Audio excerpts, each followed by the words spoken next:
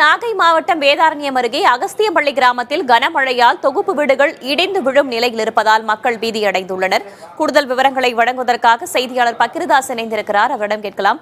பக்கிரதாஸ், தொகுப்பு வீடுகளில் வசித்து வரக்கூடிய மக்கள் அங்கிருந்து வெளியேற்றப்பட்டு விட்டார்களா? அவர்களுக்கு மாற்று ஏற்பாடுகள் ஏதேனும் செய்து கொடுக்கப்பட்டிருக்கிறதா? சம்பந்தப்பட்ட அரசு அதிகாரிகள் நேரடியாக வந்து ஆய்வு செய்திருக்கிறார்களா தற்போது வரைக்கும்? வேதாரண்யம் சுற்று வட்டார பகுதியில் கனமழை ஒரு 3 நாளா தொடர்ந்து பெஞ்சுக்கிட்டு இருக்கு. வேதாரண்யத்துல கடந்த 3 நாட்கள 40 சென்டிமீட்டர் அளவுக்கு கனமழை பெய்துள்ளது. இந்த நிலையில அகஸ்தியம்பள்ளியில உப்பள தொழிலாளருக்காக 22 ஆண்டுகளுக்கு முன்பு மத்திய அரசு சார்பில் தொகுப்பு வீடுகள் கட்டி கொடுக்கப்பட்டன. 100 தொகுப்பு வீடுகள் இந்த இடத்துல தற்போது 30 குடும்பத்தினர் மட்டுமே வசிச்சு வர்றாங்க. ஏன்னா வீடெல்லாம் இடிஞ்சு பழுதடைஞ்சு குடியிருக்க முடியாத நிலையில இருக்கு. கூரையெல்லாம் தெறிப்பு ஏற்பட்டு மழைநீர் கசிகிற அளவுக்கு இருக்கு. சுவரை தொட்டாலே கரண்ட் ஷாக் அடிக்கிற அளவுக்குன்னு அங்க உள்ள மக்கள் எல்லாம் சொல்றாங்க.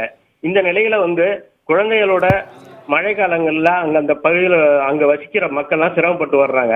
இந்த நிலையில நாகை மாவட்ட ஆட்சியர் ஆகாஷ் மற்றும் அரசு அதிகாரிகளும் ஆய்வு செய்தார். அப்பொழுது அந்த குடியிருந்து வரும் மக்கள் பழுதடைந்து உள்ளதாகவும் சீரமைத்து தர வேண்டும் எனவும் மக்கள் தெரிவித்தனர். அதற்கு உடனடியாக செய்ய முடியாது, கொஞ்சம் காலம் எடுக்கும், மழை காலம் முடிஞ்சவொடனே செஞ்சு தர்றேன், அது வரைக்கும் நீங்க பாதுகாப்பா இருங்க, ரொம்ப அவசரமா இருந்தா அருகில் உள்ள முகாம்ல தங்கி இருந்துட்டு வாங்கன்னு சொல்லியிருக்காரு, அறிவுறுத்தியிருக்காரு.